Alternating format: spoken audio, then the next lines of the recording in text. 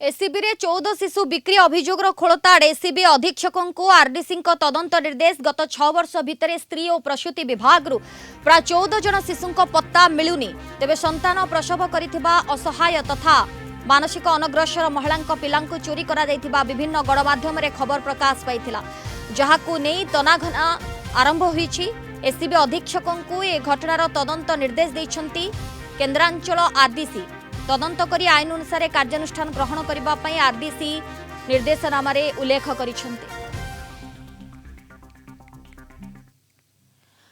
आलोचना पई आम सहित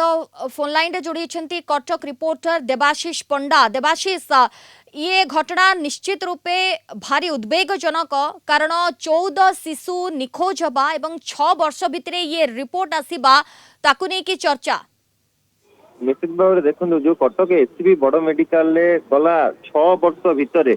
प्रसूति स्त्री रोग विभाग संतान प्रसव करथिबा असहाय एवं तथा मानसिक न्यून महिलांकर 14 जन शिशु पत्ता मिलु नथिबा अभियोग गणमाध्यम प्रकाश होला परे ए घटना को तनाघना आरंभ होईछि। केन्द्रांचल जो आरडीसी रहउचंती एससीबी अधीक्षक को यह घटनार तदंत निर्देश तदंत करी आईन अनुसार कार्यानुष्ठान ग्रहण पर आरडीसी निर्देशनामा उल्लेख करिसेंती एवं जहाँ सूचना रही जहाँ आम पाखे सूचना रही कटक एससीबी बड़ मेडिकल देखा मिली कि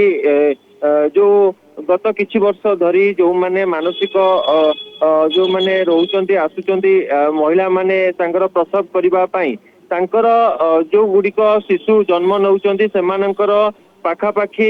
16 जन शिशु कटक एससीबी गत 6 वर्ष भितर जन्म नहीं बेले 2 जन मरी जाइछंती एवं 14 जनकर वर्तमान सुधा पत्ता मिल पारु नाही कहीं ये 14 जन कुआडे गले कोठी रहिले तांको किए नेइची एवं आ पर मध्य कोनोसी दस्तावेज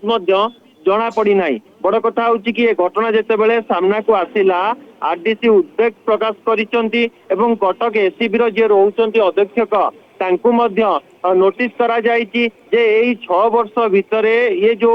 16 जन असहाय तथा मानसिक जो विचारग्रस्त महिला संतान प्रसव करिसेंती सेमानक मध्यरु 2 जन मृत्युवरण करिसेंती। अवशिष्ट जो 14 जन शिशु कुआडे गले तांको कोठी रखिसेंती किए नेइचंती से छुआ तो निहाती भाव में आप तदंत प्रक्रिया जारी रही कि एपटे एससीबी कर्तृपक्षर कौन प्रतिक्रिया मिल पारि ना जहाँ सुपरिटेडेंट आम जोगाजोग करूँ से सीधासख मना कर बड़ कथा हूँ कि कटक एससीबी भली गोटे गुरुत्वपूर्ण स्थान जो कथा